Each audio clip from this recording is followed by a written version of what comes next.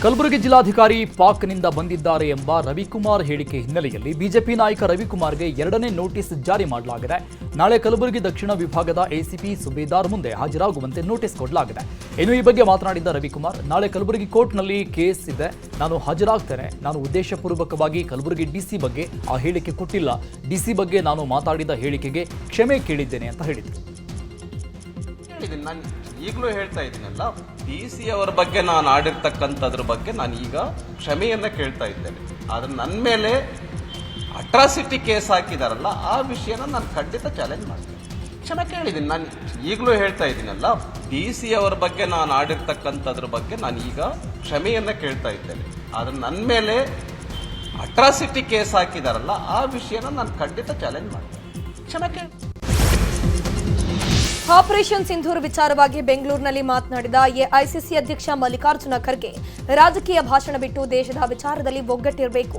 ಭದ್ರತೆ ವಿಚಾರದಲ್ಲಿ ಎಲ್ಲರೂ ಬಾಯಿ ಮುಚ್ಕೊಂಡಿರಬೇಕು. ವಿದೇಶಿ ನಿಯೋಗಗಳ ವರದಿಗೂ ಮುನ್ನ ರಾಜಕೀಯ ಬೇಡ. ರಾಜಕೀಯ ಭಾಷಣ ಮಾಡೋದು ಬಿಟ್ಟು ಕೆಲಸವನ್ನ ಮಾಡಿ ಅಂತ ಕೇಂದ್ರ ಸರ್ಕಾರಕ್ಕೆ ಟಾಂಗ್ ಕೊಟ್ಟಿದ್ದಾರೆ. ಇನ್ನು ಇದೇ ವಿಚಾರವಾಗಿ ಸಚಿವ ಪ್ರಿಯಾಂಕ್ ಖರ್ಗೆ ಕೂಡ ರಿಯಾಕ್ಷನ್ ನೀಡಿರುವಂತದ್ದು. ಸ್ವಲ್ಪ ಬಾಯಿ ಮುಚ್ಚಿಕೊಂಡು ಇರಬೇಕು ಮತ್ತು ಮೋದಿಯವ್ರನ್ನು ಕೂಡ ಚುನಾವಣೆ ಭಾಷಣ ಬಿಟ್ಟು ದೇಶದ ಬಗ್ಗೆ ಚಿಂತನೆ ಮಾಡ್ತಕ್ಕಂಥದ್ದು ಮತ್ತು ಏನು ಘಟನೆಗಳು ನಡೆದಿವೆ ಆ ಘಟನೆಗಳ ಬಗ್ಗೆ ತಿಳ್ಕೊಂಡು ಮಾತಾಡ್ತಕ್ಕಂಥದ್ದು ಒಳ್ಳೆಯದು. ಚುನಾವಣೆ ಭಾಷಣನೇ ಮಾಡ್ಕೊಂಡು ಓಡಾಡಿದ್ರೆ ಇದು ದೇಶಕ್ಕೂ ಒಳ್ಳೆಯದಲ್ಲ. ನಮ್ಮ ಆರ್ಮಿಯಿಂದ ಇಡೀ ದೇಶ ಇದೆ ಮತ್ತು ಆರ್ಮಿದವರು ಏನು ಕೆಲಸ ಮಾಡ್ತಾರೋ ಅದಕ್ಕೆಲ್ಲ ನಮ್ಮ ಫುಲ್ ಸಪೋರ್ಟ್ ಇದೆ. ಮೋದಿಯವರು ತಮ್ಮ ಸ್ವಯಂ ಪ್ರತಿಷ್ಠೆಗೋಸ್ಕರ ಪದೇ ಪದೇ ಬೇರೆ ಕಡೆ ಹೋಗಿ ಚುನಾವಣೆ ಭಾಷಣ ಮಾಡೋದು, ಅದರಲ್ಲಿ ಇದನ್ನು ಉಪಯೋಗ ಮಾಡೋದು ಸರಿಯಲ್ಲ. ಆಪರೇಷನ್ ಸಿಂಧೂರ್ ಬಗ್ಗೆ ನೀವು ಏನೇ ಆ್ಯಕ್ಷನ್ ತಗೊಂಡ್ರೂ ಕೂಡ ನಾವು ನಿಮ್ಮ ಜೊತೆ ಇದ್ದೀವಿ. ಆದರೆ ಭಯೋತ್ಪಾದನೆ ಏನಿದೆ ಅದನ್ನು ತಾವು ಬೇರೆ ಸಮೇತ ಕಿತ್ತು ಬಿಸಾಕಬೇಕು ಅಂತ ನಮ್ಮದೆಲ್ಲ ಬೆಂಬಲ ಇತ್ತು. ಅದ್ರ ತಕ್ಕಂಗೆ ನಮ್ಮ ಸೇನೆದವರು ಕೂಡ ಕೆಲಸ ಮಾಡಿದರು.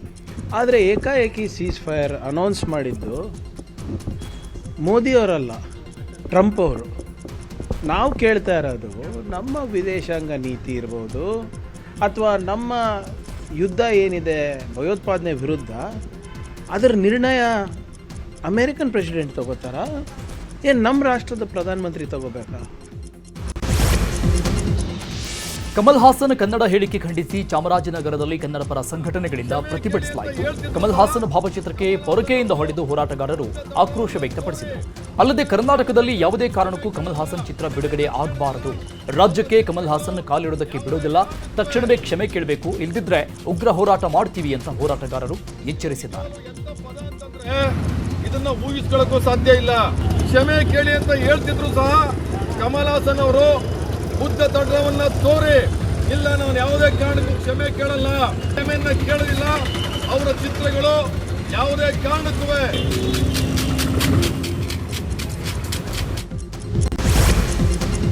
ನಟ ಕಮಲ್ ಹಾಸನ್ ವಿರುದ್ಧ ವಾಟಾಳ್ ನಾಗರಾಜ್ ನೇತೃತ್ವದಲ್ಲಿ ಪ್ರತಿಭಟನೆ ನಡೆಸಲಾಗಿದೆ. ಚಿಕ್ಕಬಳ್ಳಾಪುರದ ಶಿಡ್ಲಘಟ್ಟ ವೃತ್ತದಲ್ಲಿ ಪ್ರತಿಭಟನೆ ನಡೆಸಿದ್ದು ವಾಟಾಳ್ ನಾಗರಾಜ್ಗೆ ಕನ್ನಡ ಪರ ಸಂಘಟನೆಗಳು ಸಾಥ್ ಕೊಟ್ಟಿವೆ. ಕಮಲ್ ಹಾಸನ್ ಪ್ರತಿಕೃತಿ ಧರಿಸಿ ಆಕ್ರೋಶವನ್ನು ವ್ಯಕ್ತಪಡಿಸಲಾಯಿತು.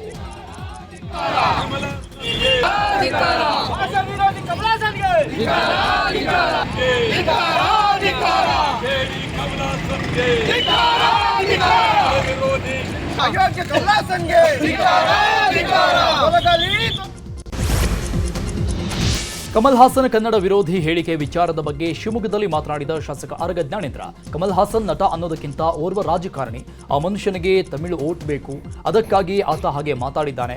ಓಟ್ ಬೇಕು ಅಂತ ತನ್ನ ಭಾಷೆ ಬಗ್ಗೆ ಪ್ರೇಮ ವ್ಯಕ್ತಪಡಿಸಲು ಅಧಿಕಾರ ಇದೆ, ಆದರೆ ಇನ್ನೊಂದು ಭಾಷೆಯನ್ನ ಹೀಗಳೆಯುವ ಅಧಿಕಾರ ಆತನಿಗಿಲ್ಲ. ಹೀಗಾಗಿ ಕಮಲ್ ಹಾಸನ್ ಕ್ಷಮೆ ಕೇಳೋದು ಒಳ್ಳೆಯದು ಅಂತ ಹೇಳಿದ. ಹಾಸನ್ ನಟ ಅನ್ನೋದಕ್ಕಿಂತ ರಾಜಕಾರಣಿ. ಆ ಮನುಷ್ಯನಿಗೆ ತಮಿಳು ಓಟ್ ಬೇಕು, ಅದಕ್ಕಾಗಿ ಆತ ಮಾತಾಡಿದ್ದಾನೆ. ಆದರೆ ತನಗೆ ಓಟ್ ಬೇಕು ಅಂತೇಳಿ ತನ್ನ ಭಾಷೆಯ ಬಗ್ಗೆ ಪ್ರೇಮವನ್ನು ವ್ಯಕ್ತಪಡಿಸಲಿಕ್ಕೆ ಎಲ್ಲ ರೀತಿಯ ಅಧಿಕಾರ ಅವನಿಗಿದೆ. ಆದರೆ ಇನ್ನೊಂದು ಭಾಷೆಯನ್ನು ಹೀಗಳೆಯುವಂಥ ಅಧಿಕಾರ ಆತನಿಗಿಲ್ಲ. ಕ್ಷಮೆ ಕೇಳುವಂಥದ್ದು ಒಳ್ಳೆಯದು ಆತ. ಕನ್ನಡದ ಬಗ್ಗೆ ಕಮಲ್ ಮಾತನಾಡಿದ್ರು. ಅದೇ ವೇದಿಕೆಯಲ್ಲಿದ್ದ ಶಿವಣ್ಣ ಯಾಕೆ ಸುಮ್ಮನಿದ್ರು ಅನ್ನೋ ಪ್ರಶ್ನೆ ಎದ್ದಿತ್ತು. ಈಗ ಈ ಬಗ್ಗೆ ಸ್ಪಷ್ಟನೆ ನೀಡಿದ್ದ ಶಿವಣ್ಣ ಕಮಲ್ ಹಾಸನ್ ಮಾತನ್ನ ಸಮರ್ಥಿಸಿಕೊಳ್ಳಲ್ಲ ಅಂತ ಹೇಳಿದ್ದಾರೆ. ಸಿಂಪಲ್ ಪಾಯಿಂಟ್ ಹೇಳ್ತೀನಿ ನಿಮಗೆ, ಅವತ್ತು ಬಂದಿದ್ರು ಅವರು, ಅವತ್ತೇ ಕೇಳ್ಬೋದಾಗಿತ್ತು, ಎಲ್ಲ ಸಾಲ್ವ್ ಆಗೋದು. ಇಷ್ಟು ಮ್ಯಾಟ್ರ್ ಬಂದು ಆಮೇಲೆ ನನ್ನ when I went to the function, I did not know what was going on, what was hearing. ಒಂದು ಹೇಳ, ನಮ್ಮ ತಂದೆ ಗೊತ್ತು ನಾ ಯಾರು ಅಂತ. ಓಕೆ, ಆತ್ಮ ಅನ್ನೋದೊಂದು ಇದ್ದೇ ಇದೆ. ಕರ್ನಾಟಕ ಜನತೆ ಗೊತ್ತು, ನಾರ್ಮಲ್ ಪೀಪಲ್ಸ್ ಗೊತ್ತು ನಾನು ಏನು ಅಂತ. ಅವ್ರು ಆನ್ಸರ್ ಮಾಡ್ತಾರೆ. ಕನ್ನಡದ ಬಗ್ಗೆ ವಿವಾದಾತ್ಮಕ ಹೇಳಿಕೆ ನೀಡಿದ ಕಮಲ್ ಹಾಸನ್ ಕ್ಷಮೆ ಕೇಳಲೇಬೇಕು ಅಂತ ನಟಿ ರಚಿತಾ ರಾಮ್ ಆಗ್ರಹಿಸಿದ್ದಾರೆ. ಹುಬ್ಬಳ್ಳಿಯಲ್ಲಿ ಮಾತನಾಡಿದ ಅವರು, ಎಲ್ಲರೂ ತಮ್ಮ ಮಾತೃಭಾಷೆಯನ್ನ ಮರಿಬಾರದು. ಅವರ ಮಾತಿನಿಂದ ಕನ್ನಡಿಗರಿಗೆ ನೋವಾಗಿದೆ. ನಮ್ಮ ಭಾಷೆ ಬಗ್ಗೆ ಮಾತನಾಡಿದ್ರೆ ನಾವು ಯಾಕೆ ಸುಮ್ಮನಿರಬೇಕು? ಕಮಲ್ ಹಾಸನ್ ಕ್ಷಮೆ ಕೇಳಬೇಕು. ಚಿತ್ರ ಬ್ಯಾನ್ ಬಗ್ಗೆ ದೊಡ್ಡವರು ನಿರ್ಧಾರ ಕೈಗೊಳ್ತಾರೆ ಅಂತ ಹೇಳಿದ್ದಾರೆ. ಅವರು ತಪ್ಪಾಗಿ ನಮಗೆ ಅವರ ಒಂದು ಸ್ಟೇಟ್ಮೆಂಟಲ್ಲಿ ಒಂದೆಲ್ಲೋ ಒಂದು ಮಾತಲ್ಲಿ ನಮ್ಗೆಲ್ರಿಗೂ ತಪ್ಪು ಆಗಿದೆ, ನಮಗೆ ನೋವಾಗಿರೋದ್ರಿಂದ ಖಂಡಿತವಾಗ್ಲೂ ಸರ್ ಕ್ಷಮೆ ಕೇಳಬೇಕು. ಕಮಲ್ ಹಾಸನ್ ಸರ್ ಬಗ್ಗೆ ನಾನು ದೊಡ್ಡ ಅಭಿಮಾನಿ. ಅವರ ಒಂದು ಕಲಾ ಸೇವೆಗೆ and his contribution to our Indian film industry is humongous. ಅವರ ಒಂದು ಪ್ರೊಫೆಷನ್ ಅಂತ ಬಂದಾಗ ನಾನು ತುಂಬ ಚಿಕ್ಕಳು, ನಾನು ಅದ್ರ ಬಗ್ಗೆ ಮಾತಾಡೋ ಯೋಗ್ಯತೆಯೇ ಇಲ್ಲ ನನಗೆ. ಅಷ್ಟು ದೊಡ್ಡ ಮಟ್ಟಕ್ಕೆ ಬೆಳೆದಿರುವಂಥ ಮಹಾನ್ ಕಲಾವಿದ. ಬಟ್ ಸ್ಟೇಟ್ಮೆಂಟ್ ಅಂತ ಬಂದಾಗ ನಾವು ಯಾರ ಬಗ್ಗೆನೂ ಮಾತಾಡಲ್ಲ. ಬಟ್ ನಮ್ಮ ಭಾಷೆ ಬಗ್ಗೆ ಅಂತ ಯಾರಾದ್ರ ಬಗ್ಗೆ ಮಾತಾಡಿದ್ರೆ ನಾವು ಯಾಕೆ ಸೈಲೆಂಟ್ ಆಗಿರೋದು ಅಲ್ವಾ? ಸಾರಿ ಕೇಳಬೇಕಾಗತ್ತಲ್ವಾ, ಅಷ್ಟೇ. ಬೆಂಗಳೂರಲ್ಲಿ ಹಾಡ ಹಗಲೇ ಬಿಎಂಟಿಸಿ ಚಾಲಕ ದರ್ಪ ಮೆರೆದಿದ್ದಾನೆ. ಯುವತಿ ಮೇಲೆ ಬಸ್ ಹತ್ತಿಸಲು ಚಾಲಕ ಮುಂದಾಗಿದ್ದಾನೆ. ಜಗಜೀವನ್ ರಾಮ್ ನಗರ ಟು ನಾಗವಾರಕ್ಕೆ ಹೋಗ್ತಾ ಇದ್ದ ಬಸ್ ಚಾಲಕ ಹಾಗೂ ಕಾರ್ನಲ್ಲಿ ಹೋಗ್ತಾ ಇದ್ದ ಯುವತಿ ಜೊತೆ ಜಗಳ ಆಗಿದೆ. ಈ ವೇಳೆ ಕಾರ್ನಿಂದ ಇಳಿದ ಯುವತಿ ಬಸ್ ಚಾಲಕನನ್ನ ಪ್ರಶ್ನೆ ಮಾಡಿದ್ದಾರೆ. ಈ ವೇಳೆ ಚಾಲಕ ಏಕಾಏಕಿ ಯುವತಿ ಮೇಲೇನೆ ಬಸ್ ಹರಿಸೋದಕ್ಕೆ ಮುಂದಾಗಿದ್ದಾನೆ.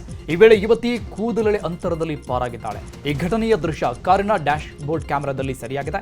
ಇನ್ನು ಯುವತಿ ಮೇಲೆ ಬಸ್ ಹತ್ತಿಸಲು ಪ್ರಯತ್ನ ಪಟ್ಟ ಚಾಲಕ ಪ್ರಶಾಂತ್ನನ್ನ ಅಮಾನತು ಮಾಡಲಾಗಿದೆ.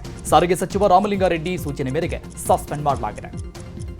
ಇನ್ನು ಘಟನೆ ಬಗ್ಗೆ ಚಾಲಕ ಪ್ರಶಾಂತ್ ಮಾತನಾಡಿದ್ದು, ಹಡ್ಸನ್ ಸಿಗ್ನಲ್ನಲ್ಲಿ ಟ್ಯಾಂಕರ್ ಹಾಗೂ ಬಿಎಂಟಿಸಿ ಬಸ್ ಮುಂದೆ ಲೇಡಿ ಕಾರು ಓಡಿಸ್ಕೊಂಡು ಬಂದ್ರು. ಈ ವೇಳೆ ಲೇಡಿಗೆ ಟ್ಯಾಂಕರ್ ಡ್ರೈವರ್ ಬೈದ್ರು. ಈ ಗಲಾಟೆಯಿಂದಾಗಿ ಒಂದು ಸಿಗ್ನಲ್ ಹೋಯಿತು ಅಂತ ನಾನು ಬೈದೆ. ಅದನ್ನೇ ಇಟ್ಕೊಂಡು ಬಸ್ ಹೋಗೋದಕ್ಕೂ ಬಿಡದೆ ಲೇಡಿ ಗಲಾಟೆ ಮಾಡಿದ್ರು. ಆದರೆ ನಾನು ಆ ಲೇಡಿ ಮೇಲೆ ಬಸ್ ಹತ್ತಿಸೋದಕ್ಕೆ ಯತ್ನಿಸಿಲ್ಲ ಅಂತ ಚಾಲಕ ಪ್ರಶಾಂತ್ ಹೇಳಿದ್ದಾನೆ. ಓವರ್ಟೇಕ್ ಮಾಡಿ ಹಡ್ಸನ್ ಸರ್ಕಲ್ ಅಲ್ಲಿ ಒಂದು ಆ ಕಡೆ ಲಾರಿ ನಿಂತಿತ್ತು, ಲೆಫ್ಟ್ ಸೈಡಲ್ಲಿ, ರೈಟ್ ಸೈಡಲ್ಲಿ ನಾನಿದ್ದೆ. ಮಧ್ಯದಲ್ಲಿ ಕಾರನ್ನು ನುಗ್ಸ್ಕೊಂಡು ಬಂದು ಲಾರಿಯವ್ರ ಜೊತೆಗೆ ಜಗಳ ಮಾಡ್ತಾ ಇದ್ರು ಮೇಡಮ್. ಅಷ್ಟೇ, ಜಗಳ ಮಾಡ್ತಾ ಇದ್ರು. ಮುಂದೆ ಬಂದು ಸಿಗ್ನಲ್ ಪಾಸ್ ಆದಮೇಲೆ ಸಿಗ್ನಲ್ ಬಿದ್ದೋಯ್ತು. ಸಿಗ್ನಲ್ ಪಾಸ್ ಆದಮೇಲೆ ನಾನು ಇದು ಯಾವುದು ಕಾರ್ಪೊರೇಷನ್ ಬಸ್ ಸ್ಟಾಪಲ್ಲಿ ನಿಲ್ಲಿಸ್ಬಿಟ್ಟು ಜನ ಪಿಕಪ್ ಮಾಡ್ತಾ ಇರ್ಬೇಕಾದ್ರೆ ಅವರು ನನಗೆ ಬೈದ್ಬಿಟ್ಟು ಹೋದರು. ನಾನು ಅದು ಯಾಕೆ ಬೈತೀರಾ, ಏನಾಗಿದೆ ಅಂತ ನಾನು ಬರೀ ಆ್ಯಕ್ಷನ್ ಮಾಡಿದ್ರು ಅಷ್ಟೇ. ಲೆಫ್ಟ್ ಸೈಡಿಂದ